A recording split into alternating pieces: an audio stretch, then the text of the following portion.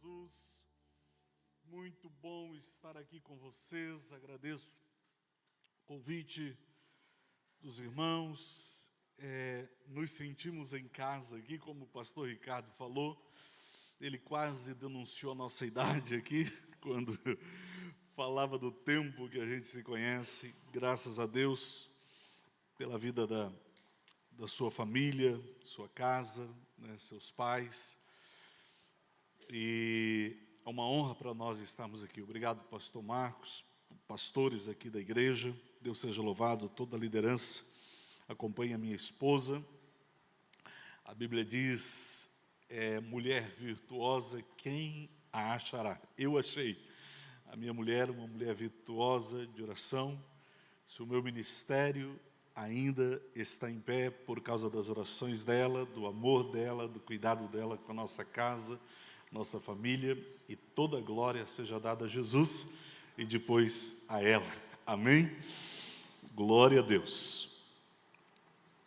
Eu quero compartilhar com vocês um pensamento nesta noite. Eu tenho o meu ministério, é um ministério muito de ensino. Eu gosto muito de ensinar a respeito da palavra de Deus. Eu acredito que uma instrução, ela pode transformar a vida de um homem e a vida de uma mulher. Certa feita, uma mulher, ela estava com dívidas. O marido dela tinha deixado ela numa situação difícil. E ela foi ao profeta reclamar ou dizer ao profeta o que estava acontecendo com ela. E o profeta, ela disse, olha, o meu marido morreu, ele era um homem de Deus e deixou uma dívida impagável, não consigo pagar, e agora os credores virão e tomarão os meus filhos por esta dívida. E ele disse, o que você tem em casa? Ela disse, eu não tenho nada a não ser um pouquinho de azeite.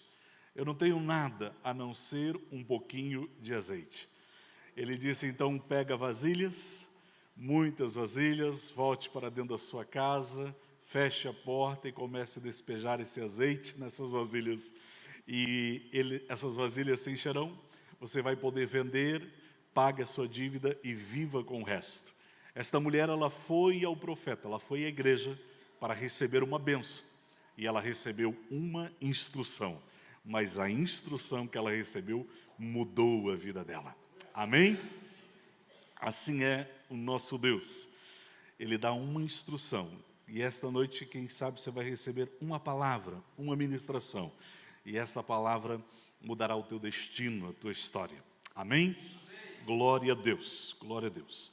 Se você trouxe a sua Bíblia, abra ela comigo no livro de 1 Coríntios, capítulo de número 13, e o verso de número 13. 1 Coríntios, capítulo 13, verso de número 13. Deixa eu só encontrar aqui. Ou você pode abrir, ou você pode acessar aí o aplicativo. Se você for tentado, quando acessar o aplicativo da Bíblia, ver o que está no WhatsApp, no Facebook, expulsa em nome de Jesus. Abra só a Bíblia. Aleluia. Deixa eu abrir aqui a minha, também nesse texto. 1 Coríntios, capítulo 13, e verso de número 13. Amém? Olha o que o texto diz. Agora, pois, permanecem a fé, a esperança e o amor. Estes três, mas o maior destes é o amor. Fale assim comigo, fé. Você veio? Amém? Todos vieram? Diga assim, fé, esperança e amor. O maior destes é o amor. Por que o maior destes é o amor? Paulo não está desprezando a fé e tampouco desprezando a esperança. Mas quando Paulo fala sobre essas três virtudes, a fé é a virtude que agrada a Deus.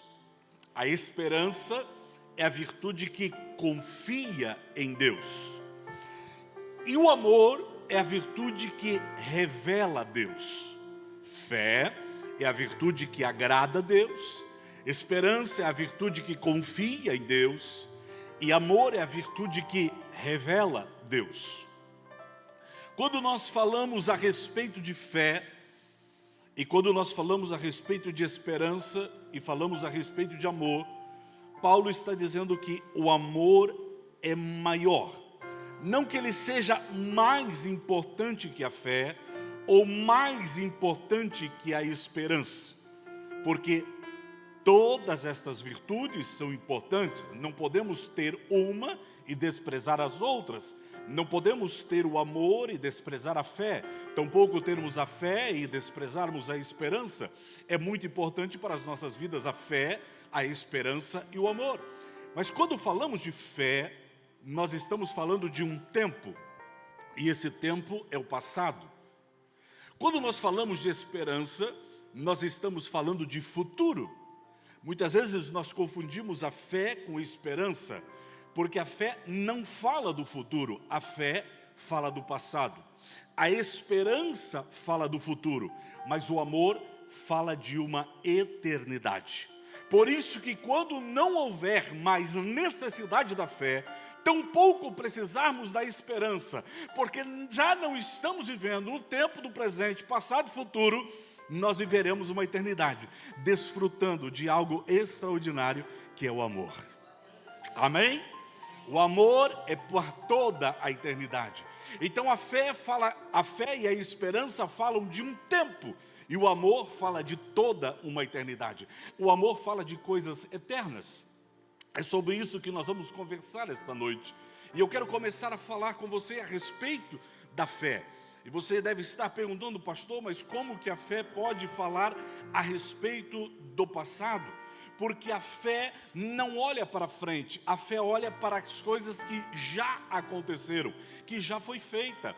A fé olha para a cruz. A fé não está falando a respeito de algo que vai acontecer. A fé não é apenas, a fé não está falando de coisas que irão acontecer, mas a fé fala de coisas que já aconteceram. Eu já ministrei aqui, algum tempo atrás, um pouquinho a respeito disso. Esses dias a minha esposa perguntou, como é que você sabe o que você prega nas igrejas? Como a gente prega em vários lugares, é porque eu anoto. Então, quando eu vou ministrar em algum lugar, eu tenho anotado o que eu ministrei naquele lugar. E eu sei que eu conversei com vocês um pouquinho a respeito disso, falando a respeito das coisas do passado, da fé, falando a respeito do passado. Você vai lembrar disso. Você lembra que em Isaías capítulo 53, verso de número 4, a Bíblia diz, verdadeiramente Ele tomou sobre si todas as nossas enfermidades? Se puder colocar para mim, Isaías capítulo 53, verso de número 4. Isaías 53, 4. Diz assim, verdadeiramente Ele tomou. Tomou está no presente, passado, futuro. Passado, Ele tomou. Passado, está falando do passado. Porém, Isaías viveu 500 anos aproximadamente antes de Cristo. 500 anos antes de Cristo, Isaías está falando de algo que vai acontecer. Imagina aqui uma linha de tempo. Isaías, Cristo, agora 2023 anos depois, eu e você. Isaías, 500 anos antes de Cristo, ele fala, verdadeiramente ele tomou, isto é, passado, tomou sobre si todas as nossas enfermidades. Agora Cristo vem e Cristo morre na cruz. Ele tomou sobre ele as nossas enfermidades, sim ou não? Sim. E agora, 2023 anos depois, como que nós falamos a respeito de enfermidade? Nós falamos, seremos curados, seremos abençoados. Ora, isto está contrário àquilo que a palavra de Deus está dizendo, porque a palavra usa aquilo que eu e você precisamos para o tempo presente, não de algo que vai acontecer, mas daquilo que aconteceu, que está feito, que está realizado.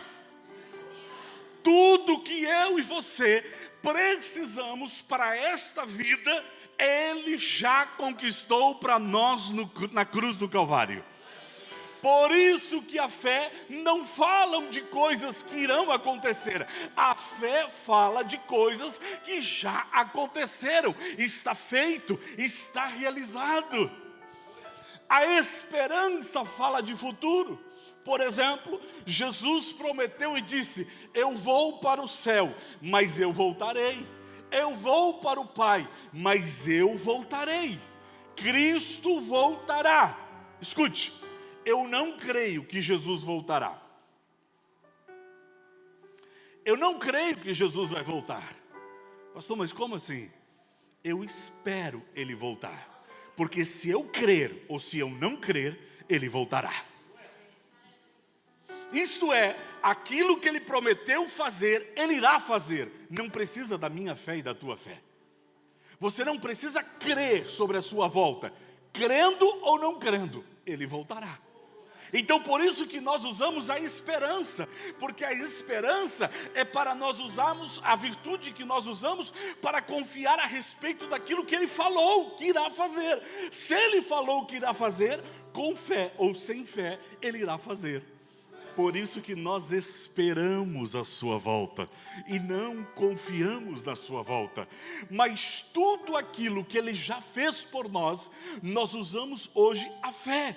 Mas a fé nunca fala de algo que vai acontecer. A fé ela fala de algo que já aconteceu. Porém a fé, nós não usamos ela somente para as realizações. Mas a fé é um instrumento não para você fazer coisas, mas principalmente um instrumento para você viver. Quando nós olhamos para Hebreus capítulo 11, quando o escritor aos Hebreus, ele dá uma definição de fé e depois fala a respeito dos homens de fé. Ele fala sobre Abraão, fez grandes obras, Moisés fez grandes obras. Ele fala: o que falarei de Gideão, de Jefté, de Davi, que fizeram e realizaram grandes obras por intermédio da fé. Mas eu e você que estamos em Cristo Jesus, não temos a fé apenas para realizarmos grandes obras. Porque no capítulo 10, ele encerra o capítulo dizendo: e o meu justo viverá pela fé. A fé não é só para fazer ou ter. A fé principalmente é para viver. A fé é para viver. A fé não é para obter coisas. A fé é para viver uma vida abundantemente em Deus. Não naquilo somente que Ele pode fazer. Olha o que a Bíblia diz no livro de Romanos, capítulo de número 10 e o verso de número 10. Romanos, capítulo 10 e verso 10. A palavra de Deus diz assim: visto que com o coração se crê para a justiça, aleluia, e com a boca se faz a confissão para a salvação. Com o coração se crê. Aí eu pensei que eu usava a fé, eu cria para ter um carro novo, para ter uma casa nova, para ter uma roupa. Não.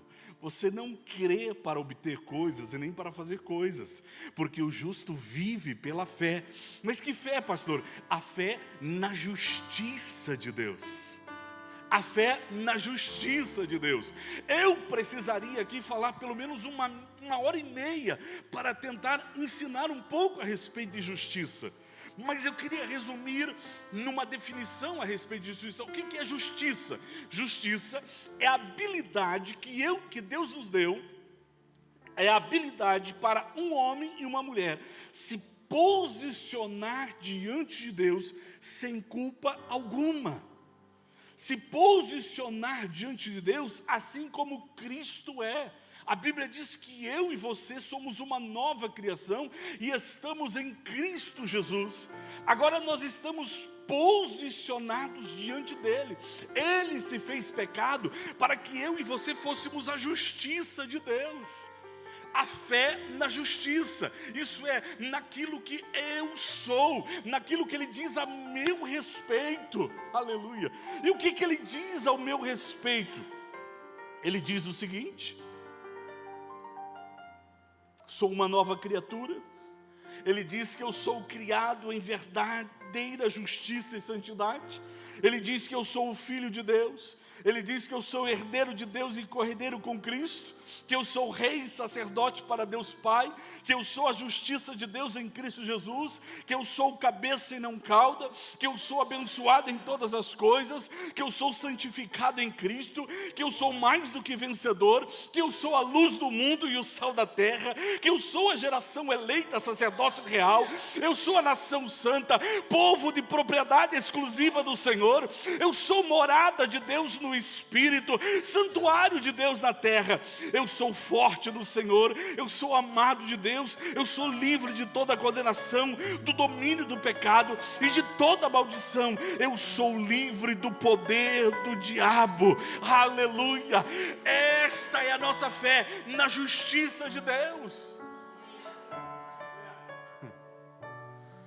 É claro que existem benefícios, que existem privilégios, bênçãos que Ele pode nos dar a respeito de vivermos esta vida, mas não é para isso. Você já foi num restaurante? Tinha guardanapo no restaurante? Sim ou não? No restaurante tinha guardanapo?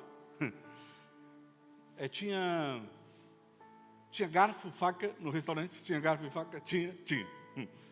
Tinha lâmpada tinha lâmpada no restaurante. Você foi lá por causa do guardanapo? Você foi lá por causa do garfo e faca? Não.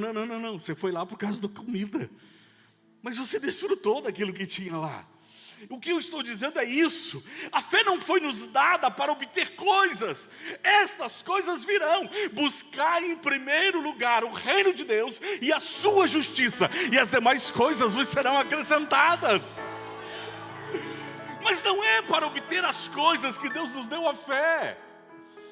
A fé é na sua justiça.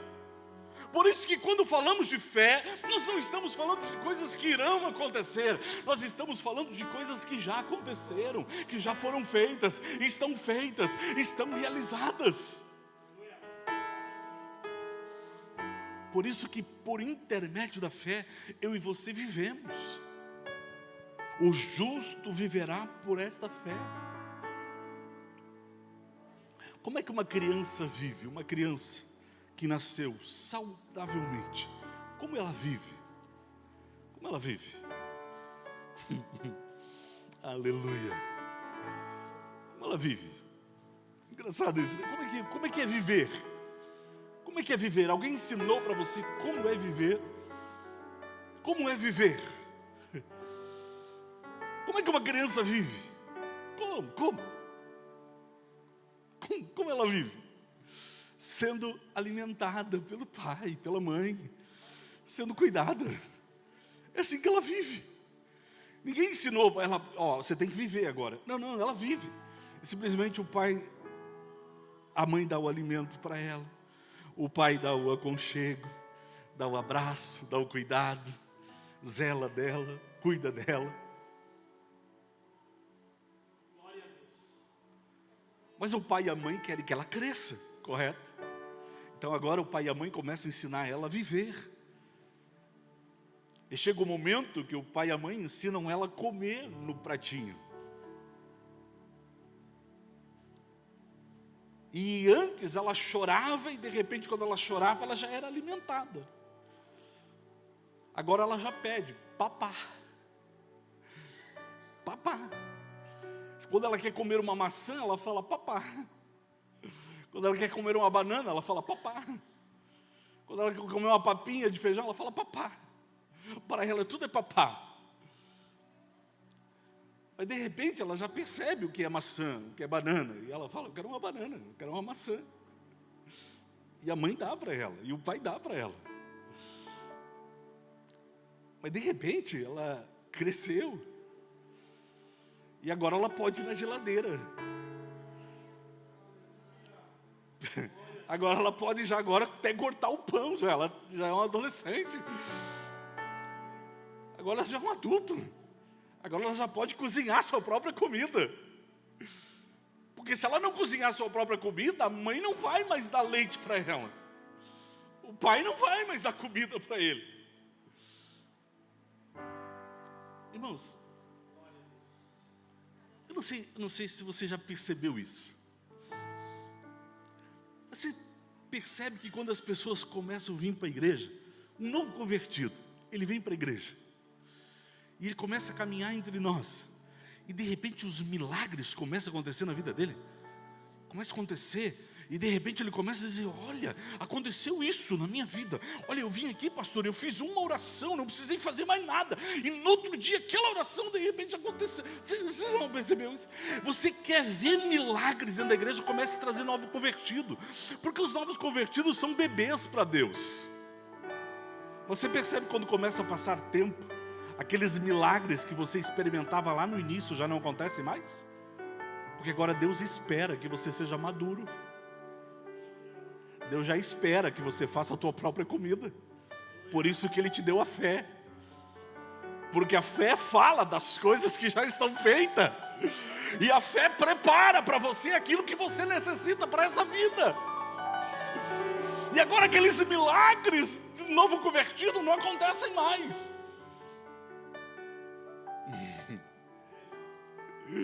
Tem um versículo na Bíblia que eu gosto e acho interessante.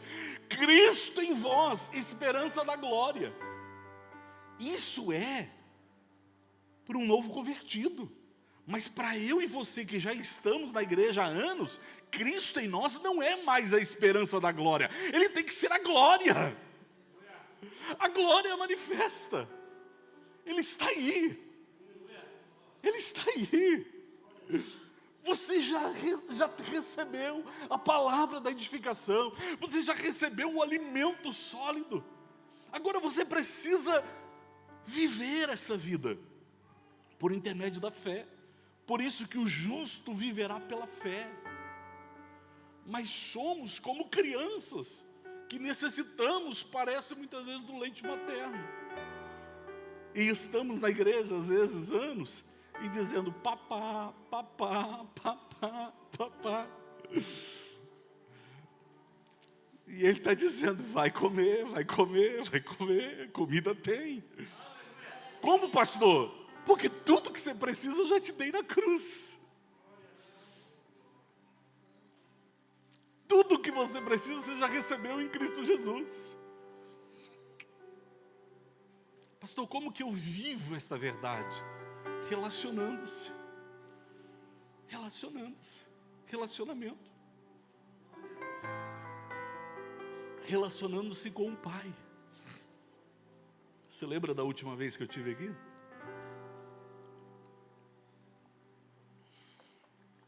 Eu ministrei que eu e você somos morada do Espírito Santo. E o quanto tempo nós temos nos relacionado com Ele.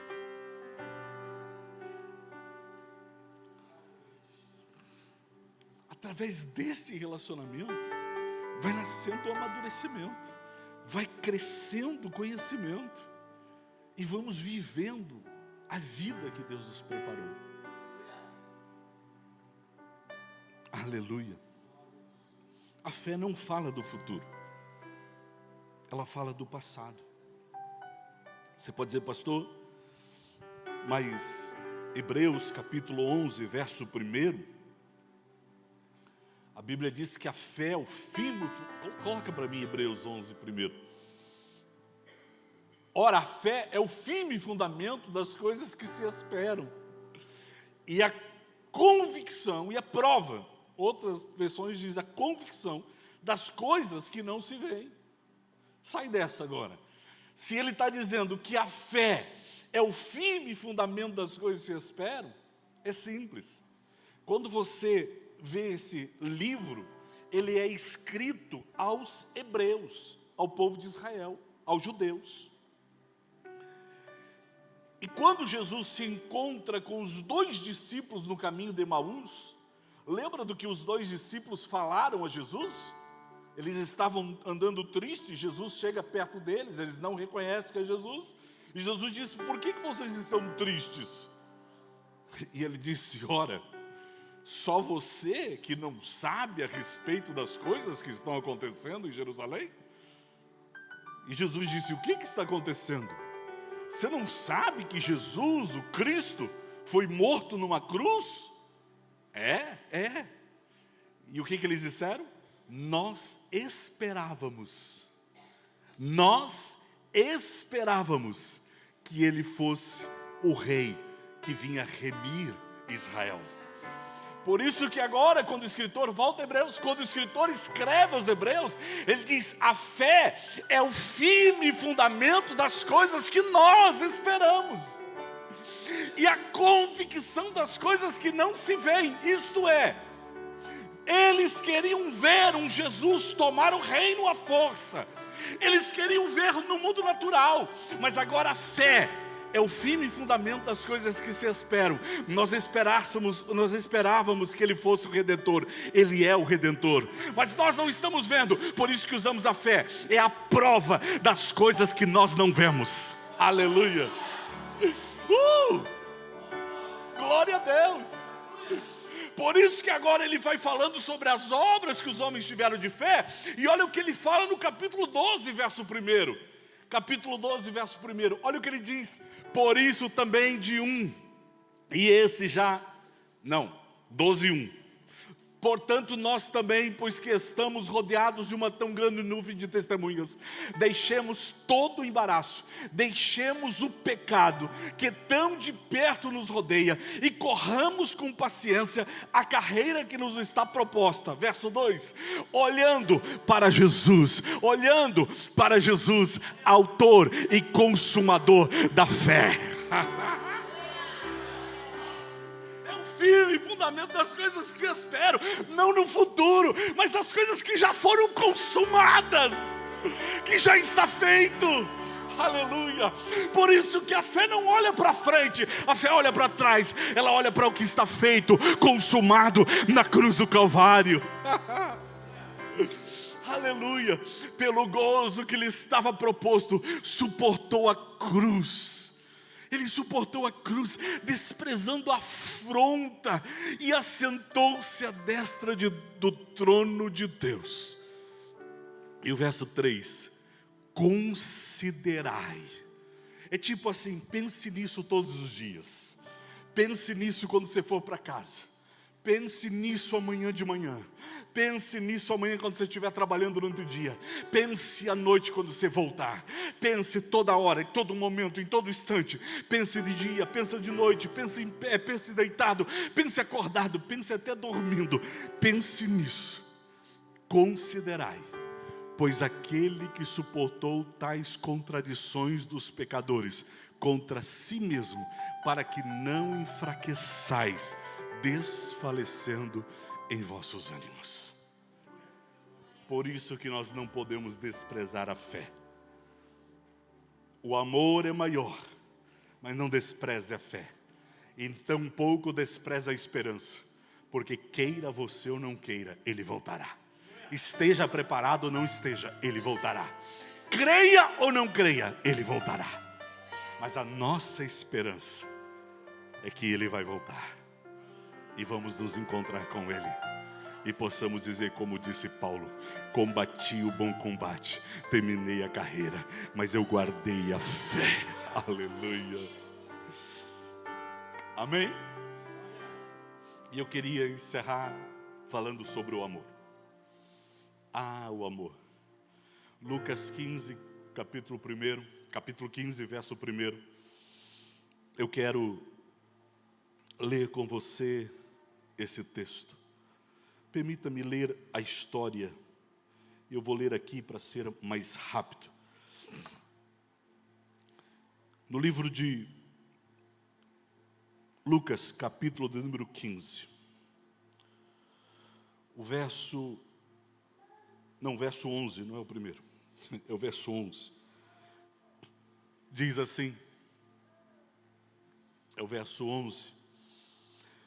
Jesus continuou dizendo: um homem tinha dois filhos. O mais novo disse ao pai: pai, quero a parte da herança que me pertence. Assim ele repartiu sua propriedade entre eles.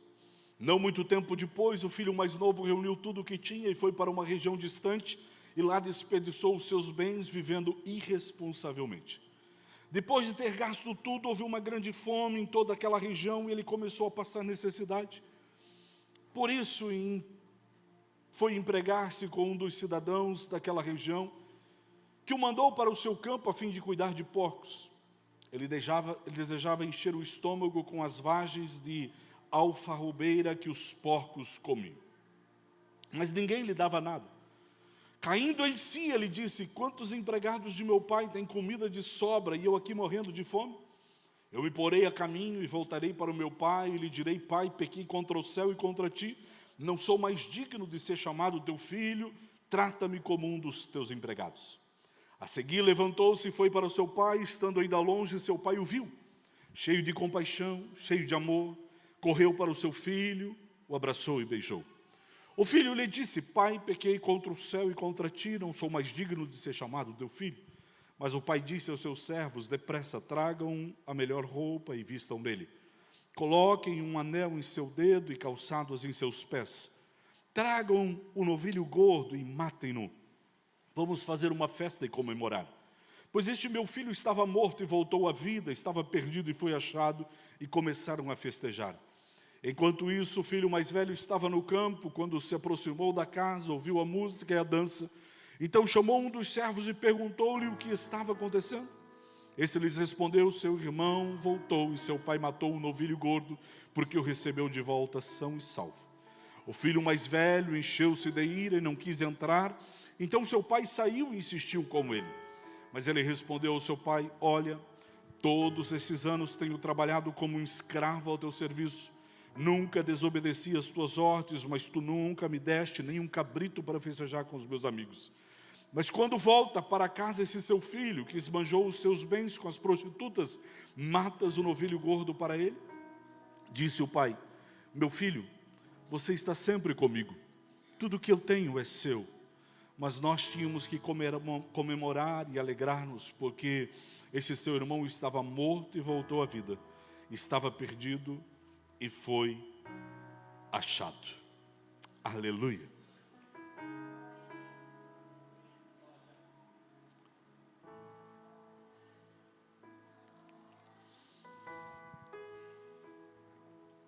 No título da sua Bíblia pode estar escrito a parábola do filho pródigo. Mas a verdade é que esta parábola não diz respeito ao filho pródigo, mas ela diz respeito a um pai amoroso, a um pai cheio de amor e cheio de compaixão. Ela deveria ser a parábola do pai amoroso. Esta é a verdade. Porque a Bíblia diz que um pai tinha 2 filhos. Sabemos que este pai é Deus. Tinha 2 filhos. Falei 2 filhos. O pai só tem 2 tipos de filhos. Em qualquer igreja que você for, tem só 2 tipos de filhos. Aqui tem 2 tipos de filhos. 2.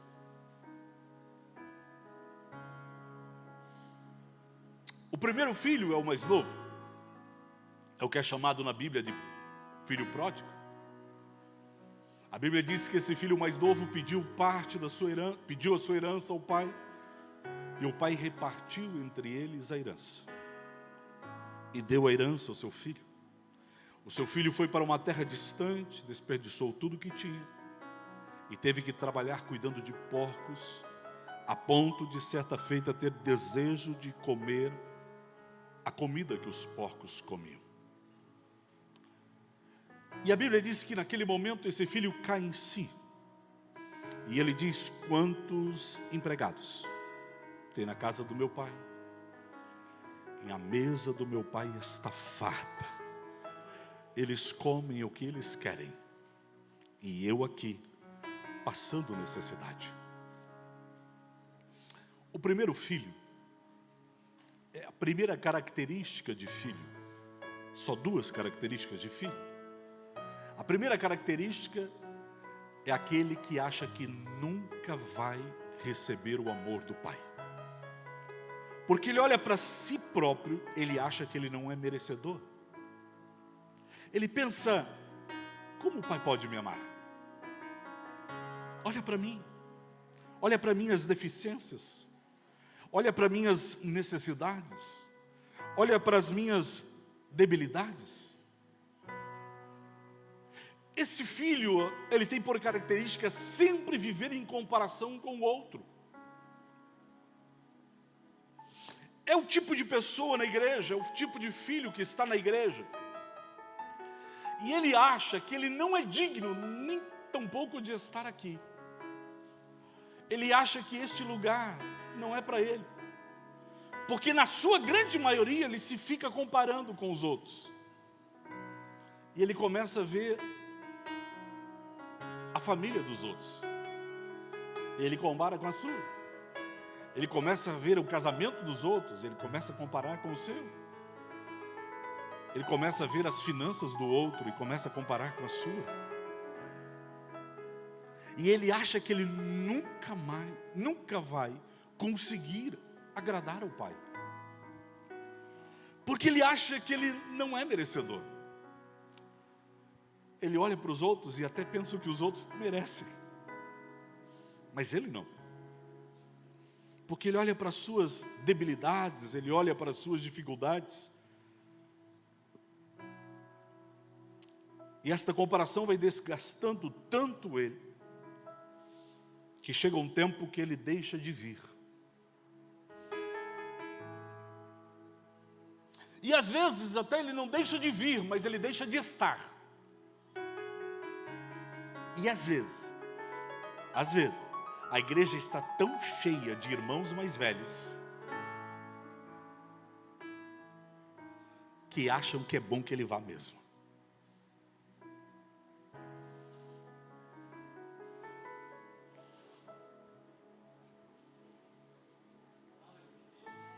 E esse filho, ele fica pensando, como vou poder agradar ao pai?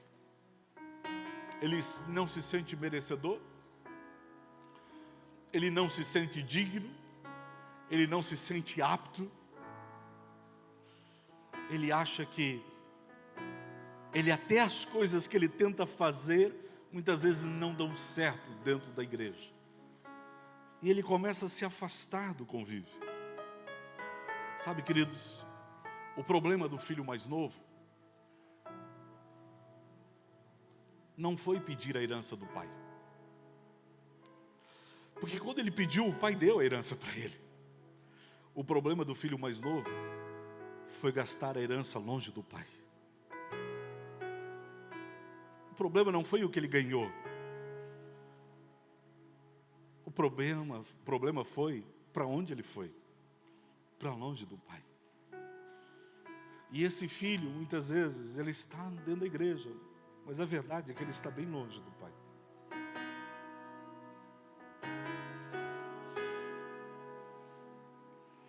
Porque ele acha que ele nunca vai conquistar o amor do pai. Porque esse tipo de filho, essa característica de filho, acha que o amor do pai é conquistado pelas suas performances, pela sua maneira de falar, pela sua maneira de vestir, pela sua maneira de andar, pela sua maneira de ser. Segunda característica de filho é a característica do filho mais velho. O filho mais velho é muito engraçado, porque o filho mais velho, você não vê ele na história toda.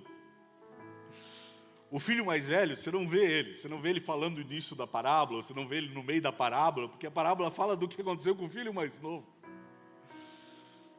Só que o filho mais velho, e um pai tinha 2 filhos, ele não tinha 3, ele tinha 2. O filho mais velho, ele sempre tentava conquistar o amor do pai com a sua performance. Porque a Bíblia diz que quando o filho mais novo voltou, quando o filho mais novo chegou em casa, ele chama o pai e ele diz, tu matou o novinho gordo? Eu estou aqui há tantos anos, trabalhando como escravo, e tu nunca me deu um cabrito? O filho mais velho é aquele que acha que merece, porque ele faz muito. Eu sou o que mais faço nessa igreja. Eu sou o que mais dou dízimo. Eu sou o que mais oferto. Eu sou o que mais... E o pastor Marcos nem bateu nas minhas costas. Por evento das mulheres, eu que fui o que mais trabalhei. E nem obrigado me deram. Falei assim, vai apertar. Nem obrigado me deram. Porque esse tipo de filho que acha que ele merece ser amado. Porque afinal de contas ele faz. Ele é melhor que os outros.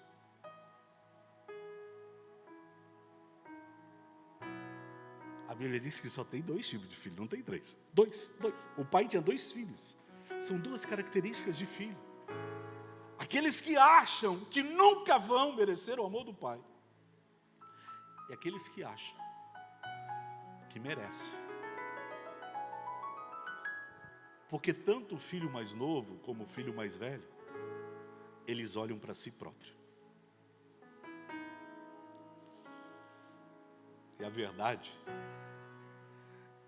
é que este pai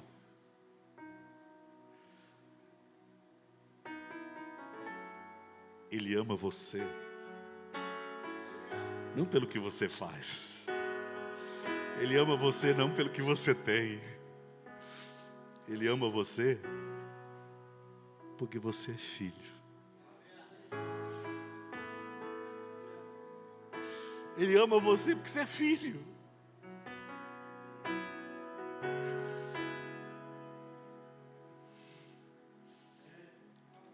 Ele ama tanto você, se você quiser viver uma vida do jeito que você quiser, ele deixa.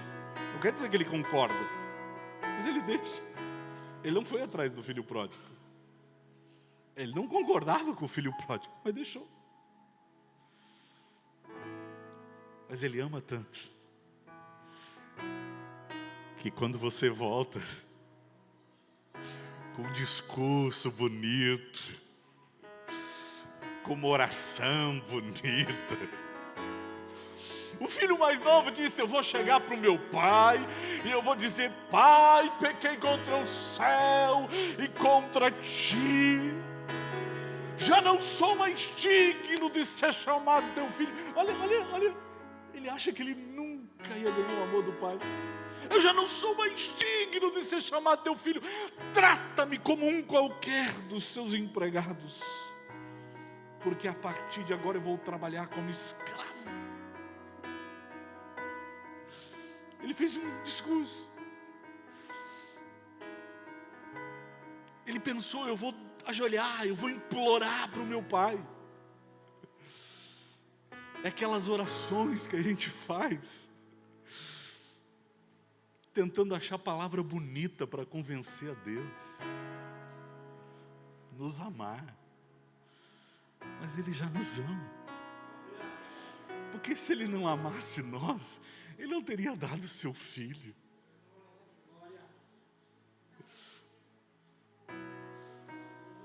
Pastor Ricardo, sabe qual é o versículo mais difícil na Bíblia para eu entender? O mais difícil. Aquele versículo que eu fico ali gastando tempo e eu não consigo entender. João 3,16. Deus amou o mundo de tal maneira que deu o seu Filho unigênito, para que todo aquele que nele crer não pereça, mas tenha a vida eterna. Pare para pensar comigo. Tudo que existe de maior tem nesse versículo. Deus, o maior ser que existe, amou a maior virtude que existe, o mundo, a maior totalidade que existe, de tal a maior medida que existe, maneira que deu. Dar é o maior gesto que existe. O seu filho, filho de Deus, a maior posição que existe, para que a maior medida, a maior totalidade de medida que existe, aquele que nele crer, o maior poder que existe. Não pereça. Não pereça é a maior, não perecer é a maior conquista que existe.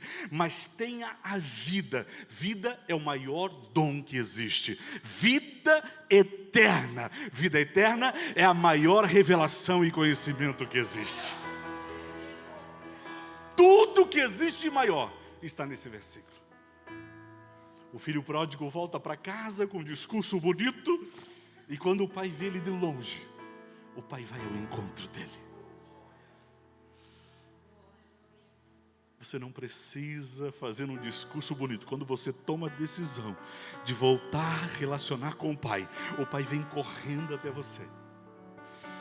A Bíblia diz que ele se ajoelhou e ele começou a orar e fazer o discurso bonito, como muitos de nós fazemos. Quando achamos que temos que conquistar o amor do Pai. Pai, pequei contra o céu e contra ti. É muito interessante que ele não termina de falar. O Pai diz, levanta. E o Pai encerra a conversa ali. E o Pai chama o servo. Irmãos, existe uma personagem aqui na Bíblia, na parábola, que nunca ouvi alguém pregar a respeito dela. Mas é uma personagem extraordinária, o servo. Jesus disse, eu não vim para ser servido, eu vim para servir. O servo, está ali na parábola, o servo. O servo é o filho. O servo. Eu não vim para ser servido, eu vim para servir. E o pai diz para o servo, coloque nele as vestes, coloque nele o anel, coloque nele o calçado. Como assim? Ele não tinha ido embora. Quando você vai embora de um lugar, você não leva tudo que é seu, sim ou não? Ele não levou as vestes dele todas? Ele não levou o anel de filho? Ele não levou todos os calçados? Mas quando ele foi embora, o pai chamou o servo e disse, vai no alfaiate, mande fazer uma veste do tamanho do meu filho. Ele chamou o servo e disse, vai no ourives, faça um anel na medida do dedo do meu filho. Ele chamou o servo e disse, vai no sapateiro e manda fazer uma sandália para o meu filho. Porque o pai sempre vai estar esperando o filho preparado. O filho levou tudo, mas o pai disse, vai ficar aqui, porque quando ele voltar, ele vai ter uma veste nova, ele vai ter um anel, ele vai ter um calçado. Aleluia. Engraçado que o pai sai correndo na direção do filho. E lá longe, o pai coloca o anel, coloca a roupa e coloca o calçado. Por quê, pastor? Porque o filho estava descalço. Só os escravos andavam descalço. O filho estava maltrapilho, não tinha uma roupa. Só os escravos andavam com roupa rasgada. O filho não estava mais com o anel, e todo filho tinha que usar o anel da família. Porque quando o pai chegasse com o filho, todos os empregados iriam reconhecer, aquele ali é o filho. O pai não queria apresentar em casa como o filho estava vindo. O pai não mostra para você, para o mundo como o mundo te vê. O pai não te mostra diante dos anjos como as pessoas te veem e nem como você se vê. E a Bíblia diz que o pai mandou matar o novilho e fazer uma festa. Aqui é interessante, e eu vou encerrar com isso. O filho mais velho ouve vozes, ouve festa, ouve cântico. Porque quando um filho volta, o pai se alegra. A Bíblia diz que quando um pecador se arrepende, há festa no céu, diante dos anjos. Diante dos anjos, eu acho engraçado essa palavra. Sabe por quê? Porque Deus está sentado no trono. Quem está diante de Deus? Quem está diante de Deus? Os anjos. Agora, quem que está diante dos anjos? Deus. A festa é diante dos anjos. Não são os anjos que fazem a festa, é o próprio Pai que faz a festa. O pai festeja. E o filho mais velho, o que é isso? Agora vem de novo o servo. E o servo tenta levar o filho mais velho para a festa, e o filho mais velho diz: eu não vou participar disso. E o servo então chama o pai, e o pai, como fez com o filho mais novo, faz com o filho mais velho. E o filho mais velho diz: eu trabalhei aqui a vida toda como um escravo, tu nunca me deu um cabrito. Cabrito era a pior carne que existia. E agora, você nunca me deu um acém para fazer um assado. E agora vem o teu filho e tu assa uma picanha para ele? Agora não é mais picanha, né? Um prime rib para ele?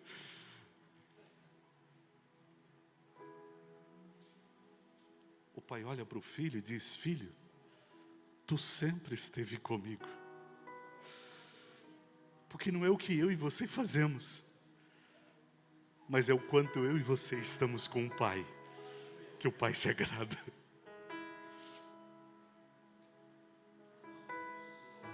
O quanto o Pai tem de você. O quanto que o Pai tem de você. Não pelas suas habilidades, mas porque você é filho. O nosso filho, há 2 anos atrás, foi morar no Mato Grosso, juntamente com os netos, e nós estamos 2 anos. Carla e eu estamos 2 anos.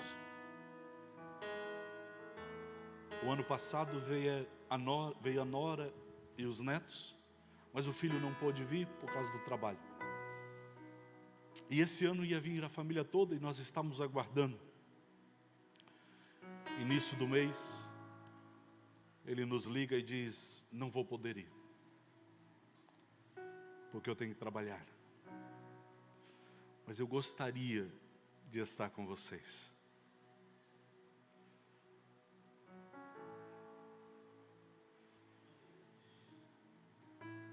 Eu não vou aqui a Curitiba dirigindo, porque me dá sono. Passagem de avião ficou muito caro para minha esposa, eu, o meu filho mais novo e a norinha mais nova. Ela falou: vamos de carro, 1.800 quilômetros.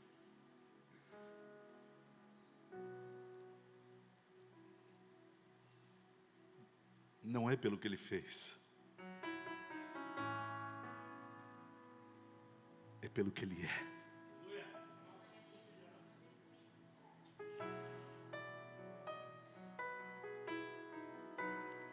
Não é pelo que eu e você fazemos, é por quem nós somos. Ele nos ama. Ele ama você. Ele é o Pai de amor. Fé, esperança e amor. A maior destas é o amor. Porque Ele nos ama. Fala assim: o Pai me ama. Fala assim: o Pai me ama. Fala: nada pode me separar do amor do Pai. Nada pode me separar do amor de Deus. Nada, nada, nada, nada, nada. Nem a fome, nem a nudez, nem a espada, nem a altura, nem profundidade, nem anjos, nem demônios. Nada pode nos separar do amor do Pai. Ele nos ama. Ele nos ama tanto que Ele está nos preparando para vir nos buscar, para estar na eternidade com Ele. A eternidade não é apenas o tempo que vamos viver, mas o relacionamento que vamos ter. Porque nós vamos estar com o Pai para sempre com Ele. Aleluia. Você recebe esta palavra, amém? Queria que você ficasse em pé. Eu quero orar por você, quero ministrar sobre a tua vida. Se essa palavra de alguma maneira falou com você, em algum momento essa palavra ministrou seu coração, eu quero impor as minhas mãos sobre você e eu quero orar. Pode sair do seu lugar, vem aqui à frente. Se essa palavra de alguma forma ministrou com você, algum momento da mensagem você fala, isso falou comigo. De repente você está passando por uma necessidade terrível, difícil. Eu quero orar por você, porque o Pai supre todas as nossas necessidades em Cristo Jesus. Quem sabe você está com o seu casamento numa situação delicada. O amor do Pai virá sobre esse casamento. Quem sabe você está com alguém na família doente, ou você mesmo está doente. Ele é o Pai que cura.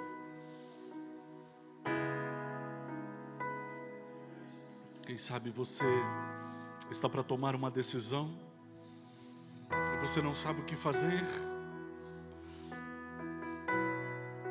Ele é o Pai que conhece todas as coisas. Eu quero orar por esta decisão. Você pode sair do seu lugar e vir aqui à frente, nós estaremos orando. Orabalabalabasura berenda.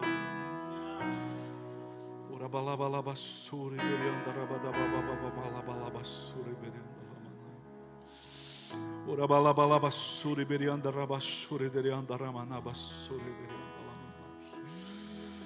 Irabalabasura berenda lamanabasura berenda ramanabasura. Senhor, nós ministramos, Senhor, sobre os nossos irmãos e declaramos sobre eles o Teu favor. O diabo, Senhor, e seus demônios muitas vezes tentam nos enganar, mentindo, Senhor, que o Senhor não nos ama, que as circunstâncias, essas dificuldades que muitas vezes enfrentamos, elas não vão cessar. Mas esta noite toda mentira do inferno caia por terra. Toda mentira do diabo e seus demônios caiam por terra. E sobre os meus irmãos e sobre as minhas irmãs, eu declaro o favor e a graça de Deus, o amor do Pai derramado sobre os seus corações. Todo espírito do inferno que tem mentido aos seus ouvidos, dizendo que você não vai vencer, que você não vai alcançar, em nome de Jesus, eu torno derrotado agora, silenciado agora, em nome de Jesus. Eu declaro sobre a tua vida graça e favor, amor do Pai sendo derramado em nome de Jesus. Nada pode separar você do amor do Pai. Nada pode separar. Nem altura, nem profundidade, nem circunstância alguma. Em nome de Jesus. Em nome de Jesus está sobre você a graça, está sobre você o poder, está sobre você a unção, está sobre você a cura, está sobre você a manifestação do poder de Deus.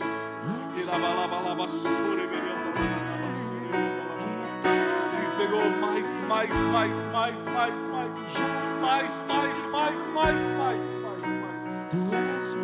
Sim, Senhor. Era balaba sore berianda ramanaba sore berianda lamana. Era balaba sore berianda ramanaba so. Era balaba sore berianda ramanaba lamanaba so. E candarai suridrianda ramanaba lamanaba sore berianda lamana. Era balaba sore berianda ramanaba. Era balaba sore berianda ramanaba. Sim. Está aí. Mais graça, mais favor, mais poder, mais unção, mais manifestação de Deus sobre a tua vida.